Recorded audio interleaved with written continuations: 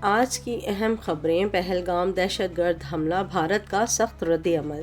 جموں کشمیر کے پہلگام میں دہشت گرد حملے میں 26 سیاحوں کی ہلاکت کے بعد بھارت نے پاکستان کے ساتھ سفارتی تعلقات محدود کر دیے ہیں۔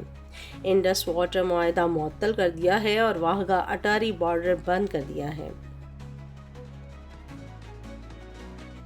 پاکستان کا رد عمل اور ہنگامی اجلاس طلب کر لیا گیا ہے۔ بھارت کے اقدامات کے بعد وزیر اعظم شہباز شریف نے اعلیٰ سطحی سیکیورٹی اجلاس طلب کیا ہے۔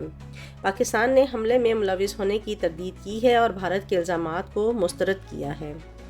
امریکی صدر ڈونلڈ ٹرمپ اور یوکرینی صدر زیلنسکی کے درمیان کرائمیا کے معاملے پر اختلافات شدت اختیار کر گئے ہیں۔ ٹرمپ نے یوکرین پر دباؤ ڈالا ہے کہ وہ روس کے زیر قبضہ علاقوں کو تسلیم کرے ورنہ امریکہ مذاکرات سے دستبردار ہو سکتا ہے۔